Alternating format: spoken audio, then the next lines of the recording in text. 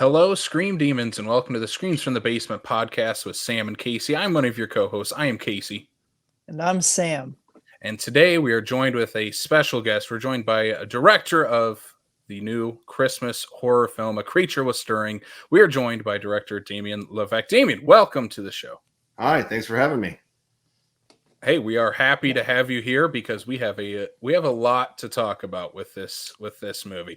The movie, like I said, is A Creature Was Stirring. It is out right now as we are dropping this episode. So the first question we have for you, Damien, tell the audience what the movie is about. If they have seen the trailer, they probably get a good idea what it is. But in your own words, as the director, what is A Creature Was Stirring about? A Creature Was Stirring is about a set during a blizzard that snowed the men. The mom and daughter are in their house, and mom's keeping her daughter pumped full of medication and locked in her bedroom because she thinks that if she gets too hot or too cold, she'll turn into a monster. So these two kids break into the house looking for shelter from the blizzard, and they discover that the mother and the daughter have this really dysfunctional relationship and that there is something else lurking in the shadows. Things are not what they seem. Mm-hmm. Yeah. This is a wild movie. It's part home invasion thriller. It's part creature feature. And there's just a lot of different elements that come into this movie. So what initially drew you to the script? What made you decide to direct this, and what did you bring to this script as a director? Well, let me back up. So a 3 years ago, the writer Shannon Wells did a cold submission through our website, scubalonentertainment.com, where writers can submit their own scripts without representation. And nice. I do my best to get through as many of those as possible. I was reading this one on an airplane, and I finished it and turned to my wife, and my jaw was on the floor. I said, "You have got to read this. This is one of the best horror screenplays I've ever read." And Shannon has a very unique voice in the way that he writes. And I spent the next year and a half, 2 years developing the script with him and getting it into, what I felt was shaped to film it, because I had every intention of making this movie. I had to do this. This was going to be my next movie for sure. And we went several rounds on the story, addressing things from character to the ending to, just readability and just, basic stuff, which is what I do through my company. And once I felt like it was in shape, I started to take it out, and I eventually sold it, and we shot it. Nice. Yeah. Very nice. One of the things that's obviously going to draw people into this movie right away, and for me especially, looking at the casting of this, because I've seen the Cleansing Hour, your previous film, and was like, yeah, that's a fun little thrill ride where anyone who, honestly, it's one of those movies where I recommend to people all the time. My wife loves that movie too. She's like always trying to show her friends that movie. That's one of those like kind of hidden gems in our house. But for this one, obviously I saw your name attached to it, and I was like, all right, Cleansing Hour. I like that movie a lot. Need to check out this new one. But then going into this, there's for us horror fans, there's a huge casting in this of Scout Taylor Compton. For TV and just general media fans, Chrissy Metz is also the lead of this film. What was the casting process of especially getting those two to join the film? Casting is a really tricky process in any movie, and it can often take a lot of time. And we were exploring a lot of different options for the role of Faith, the mom. And Chrissy really stood out to me as an elevated choice because she's not, when you read the script, she's not the first person that you think of in terms of who should play this. And with Chrissy, one of my, it's hard to narrow it down, but a favorite of mine is Rob Reiner's Misery. And I really loved Kathy Bates in that. And I thought that this is an opportunity to go really dark with Chrissy Metz after doing This Is Us. And she could really sort of channel that kind of character in this movie. So I was really excited to push her there, and our distributor was really excited by it as a different choice. And then my casting director, David, suggested Scout, and Scout actually has the same management company as Chrissy. So it kind of worked out. And, it's like, wow, if we can have Scout, that'd be fantastic. She's perfect for this. And that's basically how it went down. and we were just really excited to have them both. And they bring a lot to the movie. I have phenomenal cast. Like Annalise is fantastic, Connor is fantastic, and they each brought their own special thing that made it really fun to direct them and to watch them bring the script alive. You know. Yeah, absolutely. That was definitely one of my first thoughts watching this, because I didn't watch a trailer for this. Like, I like to go into these completely blind, especially when we get like early screener type of things. And the first thing I thought when I saw Chrissy Metz was like, this is way against type for her. Yeah. Was there any discussion after her casting, like how to like approach this differently? Because I think if someone goes from This Is Us to this movie, they're going to be a little shell shocked, because you deal with some very heavy stuff in this. Yeah, and I think Chrissy was a little shell shocked, frankly, because it is such a different role, and we did have to talk a lot about it. And how far do we push her in terms of the in terms of the character? Mm-hmm. I was fortunate enough to have time sitting down with her, offset and outside of prep, to discuss these sorts of things. And I think it went a long way. And that way she could kind of get inside of my head and kind of understand, like, okay, what does he want, and what can I do for this character to match what Damien is expecting. So it went really well. Awesome. And so you have a great cast of characters here, but you also have a creature that's lurking in this house, the creature that is stirring. And I mean, you can see it in the poster and in the promotional material. So I guess we can kind of say, like, it's porcupine-like. Yeah. What was the design process like for that? And why porcupines? And I say that as someone who's like, I don't know if I've ever seen a porcupine horror creature before. I love it. That was one of the reasons why I thought it was so cool. It was so unique. I actually asked Shannon about that, like, why porcupines, and I don't think he had a great answer. I think he was just like, I think they're kind of cool, and they are. Specifically, the one in the movie is an African crested porcupine. It's a beautiful porcupine, and they really aren't that aggressive. They just, the way that they attack is they back up and they like run backwards, with their spines pointed at you whenever they're threatened. And unless you're like a cheetah or a lion that's trying to kill them, they generally leave you alone. But I digress. Anyway, I worked with a phenomenal creature concept artist named Michael Epinet, and he got inside my head. We had a number of phone calls. I had, sketched out some ideas, and then he kind of ran with it and came back to me and said, like, what about this or what about that? And I was like, well, I like the features of this and I like the features of that. And we eventually came up with this magnificent monster that really doesn't look, that doesn't really look like what's in the movie. Because once we got to the production process, you have to take this concept and then you have to build it. Mm-hmm. Yeah. So, it's like a concept car or building a really crazy house or drawing a really crazy house. It's like you have to figure out how you're going to engineer this thing, either as a puppet or as a suit that someone wears, or, whatever goes into making it work. So then there's like this creative sort of compromise where you have the idea over here and you've got the reality of, creature creation over here, and then you have to come together and you say, okay, this is what we need to change to make this work, and we can add this to make that work, and then you end up with the finished creature. And it's really a wonderful process, and it's it's also dictated a lot by money. I mean, like, what can you afford to do with time and materials and visual effects and that sort of thing. But ultimately, we have a very unique monster that nobody's ever seen anything like before. And that was ultimately my goal. How can we create a monster that no one has seen, that is terrifying, and that works, that just works? Mm-hmm. Yeah. So was it man in a suit type of filmmaking, or was it puppeteering, or was it a little bit of both? It was a little bit of both, actually, because we did different builds of the monster. One of them was a suit. One of them was a puppet. And we also have a few other small creatures in there that are puppets as well. Mm-hmm. Yeah. But, I'm a big advocate of keeping the beauty and art of practical effects alive. So I'm like, any movie that I make is going to have some kind of monster, practically made, body horror, old fashioned, the old way that it was done. And I'm not against enhancing those with VFX, but I really like the sort of tangible nature of it, and there is something to it that the audience doesn't pick up on, or that the audience does pick up on, either consciously or subconsciously, ironically, at the end of the cleansing hour, there's a monster at the end of the cleansing hour. And I had so many people tell me when I was reading comments and stuff online, like, oh, that CG looks like crap.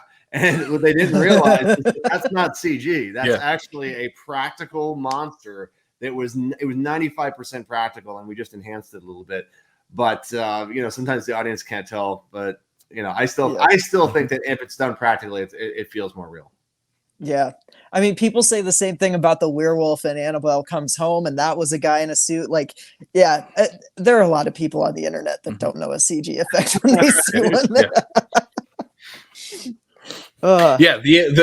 The porcupine effects, and that's such a, again, it's a crazy thing to talk about when you're talking about a Christmas horror movie. The porcupine effects in this movie, they are so good, and it makes you scared of this giant creature that is just lurking in this house. It just so happens that it is a big porcupine.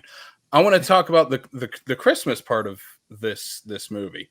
Where was it always intended to take place over the Christmas time period? Was it always intended to be a Christmas movie? And how does, maybe you don't have an answer for this, how does the porcupine incorporate into the Christmas theme of the movie? It actually was not always intended to be a Christmas movie, but there were rumblings in the industry that Christmas horror was going to be the next hot thing. And we had a couple of people mention to us, could you potentially rewrite the screenplay so that it's set at Christmas? And of course we said yes. It really didn't, it really wasn't that big of a stretch, because it was basically just adding Christmas decor to the set, because there was always a blizzard. Yeah. And then as far as the porcupine is concerned, that's not, we just kind of ran with that. That didn't Yeah, that's a awesome. Big thing that was a big thing that stood out to me while watching it, was obviously like the creature design, the characters, the actors, but also the lighting of this movie. It's so mesmerizing, the Christmas lighting that you have in this. Can you like kind of talk to us about what it's like to light the set with lots of greens and reds that you use throughout the movie? And yeah, blues, I spent a lot of time in the look development with my DP Alexander Chinisi. We really went big, and we wanted to take a risk with the visuals here, so that this doesn't look like every other movie. And I gave him a very bright, very saturated palette to work with. I came in with a bunch of, sample images for like, this is the sort of stuff that I like. And then he kind of took that and did his own thing with it. And, there's a lot of throwback. There's a lot of nostalgia in this movie. And I really love the creature movies of the 80s. And one of the hallmarks of the photography in those movies is this really sort of saturated cerulean, this blue color, this blue light. And it's different from like, say like the cyan blue, the sort of like more muted blue that you see in like the late 90s. So we really went for like that really dark hue, that really dark blue hue for much of it. And then we used certain colors like the magenta and the green to be associated with different characters, right? So Charm is like magenta and green, and anything associated with Mom is in the blues. So it was very much tied into the story, very much tied into the themes. And we wanted to go big with that because we felt like it fit with Christmas and with Christmas lights and everything else associated with the holiday. It just works, I think. And I'm really proud of it because it really doesn't look like most of the Christmas movies that you see out there. And I'm really proud of the work that Alex Chinisi did on it, because we did take a lot of risks, and I think they paid off. Yeah, this movie looks gorgeous. The cinematography is incredible. Did you film this in an actual house, or was this a set? Did you build this? We filmed it in an actual house in Kentucky, in the dead of summer. Oh, jeez. It's set in a blizzard. We filmed it in the dead of summer, which I don't recommend. It was extremely hot inside, but it is an actual house, and we spent a long time looking at big houses. I probably looked at every big house that would let us film in it in Kentucky. We looked at so many houses because so much of the geography and the blocking in the script is specific to the house. So, and there were certain things about the story that just don't exist in houses. I'll give you an example. The biggest one is that Charm's bedroom is upstairs in the script. And the bedroom is like a master bedroom, a master suite that has a bathroom and a bathtub and all of that. There is not a single house in the entire state of Kentucky that has a master suite with on the second floor. It doesn't exist. Yeah. So in the movie, we just did movie magic tricks and we made it look like it was that way. So that's awesome. Yeah. That's awesome. So we talked about you bringing Christmas in, and not only does that work in the lighting department and help create the visual atmosphere of the movie, but you also use a lot of like old Christmassy hymns, and that kind of stuff is just eerie and spooky to me in general. Can you talk a little bit about the music selection process, and like not just playing the same Christmas songs that every Christmas horror movie does, or every Christmas movie even, Yeah, well, absolutely. First of all, I'll start with the opening theme, which is an arrangement of What Child Is This? And I actually asked Shannon to rewrite the lyrics for What Child Is This specific to the movie. And my friend Katrina Kane, who is a wonderful musician, did the arrangement and sang it. And it's so eerie, and it's in this minor key, and it's a very familiar theme that everybody knows, but the lyrics are specific to the movie, which is great.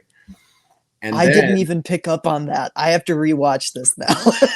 If you want to catch like all the last song in the movie is the same movie as the same song as the title sequence, and you can listen to the lyrics closely.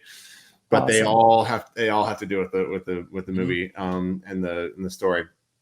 And then for the score, I worked with my composer, who I told him that I wanted to go with strings. Like I love the classical sound, and he composed this incredible score with a string quartet and a few like really awesome old instruments that I couldn't even tell you what they're called.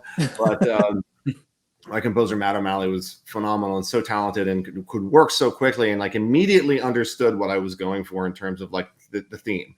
I wanted it to have this sort of holiday feel. I wanted it to be creepy and unsettling. And he immediately sent me an Apple playlist, an iTunes playlist of, well, how about this? How about these, as samples? And I was immediately floored. I was like, oh my gosh, he completely gets it. And by the way, he has an encyclopedic knowledge of music, because he just pulled this stuff really quickly. But that's how the music came together. That's awesome. So, and there is one song in it that was actually in the script, and we were able to license it for not a lot of money, but it was an Atari Teenage Riot song, which I think is really awesome. So. That's great. That's awesome. Yeah. I want to talk a little bit about the filmmaking process of this movie. You said you guys filmed in the dead heat of the summer, a movie that you weren't expecting to be a Christmas movie at first. What was the hardest thing you had going into production of this movie? What was the most difficult, set piece to pull off, character design, or even just emotional beat to pair off? Yeah. Well, full disclosure, this was a very difficult movie to make. There was nothing about it that was easy. And you might have heard someone say at some point in time that movies don't want to be made. They just don't. They will fight tooth and nail to prevent you from making them. And this one certainly did. One of the things that nearly killed us, and that could have just made the whole movie fall apart, though, is we had to shut down twice because people got sick. Oh. And that forced us to just eat through our contingency, and we wanted to hold on to our crew, so we had to pay them while they were gone, while they were off, while we weren't filming. And then the 4th of July holiday came up, and we had to get through that before we could continue filming again. That was maybe one of the scariest things to happen. But as far as like filming is concerned, I would say one of the most stressful days that I had was the tunnel scene, because the set was not done, and we burnt like 3.5 hours, 4 hours almost on set, just waiting for the set to be finished. And and the set didn't work how I expected it to. So I'm there like doing like mental gymnastics, trying to figure out, okay, I'm gonna put the camera here, and it's gonna do this, and she's gonna go this way, and I'm gonna turn around, I'm gonna do that, and I was like, okay, I think we can do this. I think I can make this make sense. And we did it, and we pulled it off, and it was definitely the most stressful day of filming, but I think it ended up being the scariest part of the whole movie, and one of the most exciting scenes of the whole movie. So it's funny how that stuff works out that way, but that's kind of why this is an incredible process, because every day when you think that you are gonna go kill yourself and that life is over, you end up with something wonderful. And this process, it's a total mental it's a mental game. Yeah. Well, props on the tunnel sequence. It's my favorite sequence of the movie. I think it's just incredible. It's such an intense set piece. Scout is great in it, and it's just, oh my gosh, if just the entire idea of like you're opening the door and there's a tunnel and you got to crawl through, it's such a great idea for a set piece, and well put together. Yeah, I mean, as someone who's been in blizzards my whole life, Midwest born and raised, like that's already like a claustrophobia thing, and then you add the terrifying creature visual, and I wouldn't have guessed that you had an awful lead up to that, because it's a banger set piece. Thank you. All right, I'm going to use this point to get into our last couple questions, and this is where we're going to throw up a little bit of a spoiler warning. So if people want to check this out before we get into the full spoilers, where can people watch the movie, Damien? Go to Apple and it's the TV app on your phone or on your computer, and you can pre-order it now for $12.99, and it will be out on VOD on December 12th. It'll be in select theaters on December 8th, and December 12th is when you'll be able to officially download it. Awesome. And this is we are an independent film. We aren't distributed by big studios or financed by big studios. So really, anybody that wants to just support a horror movie, go buy it on iTunes. That's the way to do it. Hell yeah. Yeah. Everybody, go pause the interview, go rent the movie, go buy the movie, come back, and we'll get a little bit into the depths of the movie, I guess. So everybody who I'm hoping that's continuing to listen has seen the movie. Let's talk a little bit about the characters in this movie, because you go into different directions I was not expecting with the characters. You're dealing with the mother, who is a recovering drug addict, and that has a big overarching theme throughout the entire movie. What was it like dealing with heavy themes like that in the movie, and what was Chrissy's thought process as playing that character? Well, it's very personal for me, because I have an understanding, a very personal connection to addiction.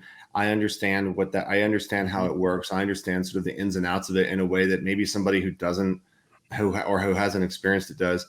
And Chrissy's the same way. So it was very personal for both of us, and it really kind of helped in a way, because it allowed us to both dig deep into the character and sort of like empathize with the character in a way that we wouldn't otherwise. It's very easy to be dismissive of people with addiction, but this one, I think, was this one. It was a very deep character, very heavy subject, and we had the utmost respect for it. Yeah, absolutely. I don't necessarily want to spoil the final shot, but I suppose if everybody's already seen the movie, your final shot in this is haunting. It's horrendous. It's like it has stuck with me since I watched this movie. It's like, thank you. It's such a gut punch, and I'm a sucker for movies that end on a gut punch and then just roll credits over that gut punch. Over the gut punch, you get like that in the original Black Christmas, recently in Pearl, like all of your movie does that, and it does it very well.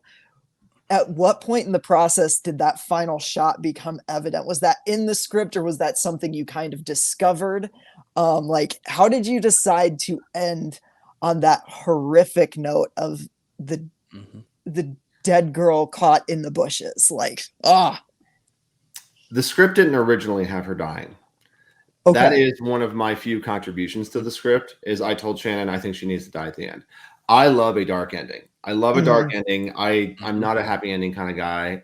I'm not. And I think that if done right, a dark ending is really great. Mhm. So Shannon wrote her in that he died, wrote it in that she died. And I don't remember exactly when I had the idea for the final shot, but it was the very first shot of the movie that we did. Really? It was the very, very first scene, very first shot that we did was that shot. And I remember it very, very well. And it worked out. It was a really difficult shot too, because we, being a lower budget movie, we didn't have a techno crane, a 30-foot techno crane that would make a shot like that extremely easy to pull off. So we had a Steadicam operator operate the whole thing on Steadicam over uneven ground. And then once he hit his second point, he had to stand there and hold still because, we were filming this, as it was like the picture holds there, right? Oh yeah. And he pulled it off and he did a phenomenal job. We just stabilized it a little bit and it worked out. So it is a haunting image, and it matches up with the artwork that she had drawn. She had sort of foretold her own death, which is haunting as well. And I'm very proud of how that turned out. I'm glad you guys liked it. You should be. That final shot is just like it's it's a gut punch. It's so fun. Well, not fun, but you know what I mean. Yeah, I know what you mean. Yeah, I know that. It's fun for you in the same way it was fun for me. Yeah. All right. Last question that I have. We're gonna wrap this thing up with one of my favorite questions to ask. If you're gonna pair A Creature Was Stirring right now, people are gonna go watch it or have watched it now. What movie would you, as the director, pair this movie with to follow up? Keep in mind maybe the gut punch ending. You said you're not a happy ending guy, so maybe you're not gonna change into a happy ending type of movie. Maybe you're gonna keep the gut punch going. What movie would you pair with this? You mean like a glass, like a wine with a steak? Yes. Yeah, like a double feature. Yeah. Or a double feature. Oh wow, that's a great question. The movie, one of the movies that or series of movies that I really love is Critters, and there's sort of a porcupine element in Critters as well, because of just like the nature of the monster. But that was the first thing that popped in my head when you said that, so that's what I'm going to go with. And it's a complete, as far as like the story and the tone, it's completely different. But I think that's why it works, because it's a complement to this one. Yeah. Yes. Absolutely. Yep. You can't hit him with A Creature Was Stirring and then just go right into like The Mist. Right, exactly. Yeah, oh my gosh, talk about a dark ending. Right. Dark ending. By the way, I'm keeping with the dark ending because my next movie has a very dark ending. So it's very nice. Awesome. Never change. Awesome. We love a good dark ending. Yeah. All right. Yeah. Well, we're going to wrap this thing up then. Damien, again, where can people watch this? And I'm going to ask since you teased it, I'm going to have to ask it. What's next for you? Okay. You can watch A Creature Was Stirring December 8th in LA, Detroit, San Diego, Chicago, and Dallas. It'll be in select theaters there. And then it will be on Apple VOD on December 12th. Go and pre-order it now. It's up there. You can see it. Pre-order it. Your director thanks you. And then as far as what we have next, we are casting a movie right now called Trotterhead. It's an Amish witch ghost story. So if you can imagine the witch in the Amish country, it would be awesome. It's about a widower who falls under a curse after her family dies tragically in an accident. And I'll just leave it at that. So. Oh man, I can't wait. That sounds so awesome. Great. Well, keep thank the you dark so much, endings Damien. coming with the Amish as well. Keep them coming. Yeah. Oh, you will get it. Yes. Awesome. That's awesome. Well, thank you again, Damien. This was awesome. My pleasure. Again, thank you for having me. Go check out Creature Was Stirring.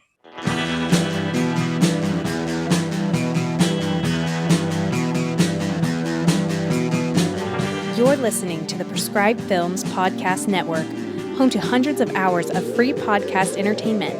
The shows on this network all have a common goal, providing you with the best discussions about movies and other forms of entertainment media. The PFPN hopes to fill your earholes with audio joy. Visit our website with links to all the other amazing shows at www.thepfpn.com. Thanks for listening.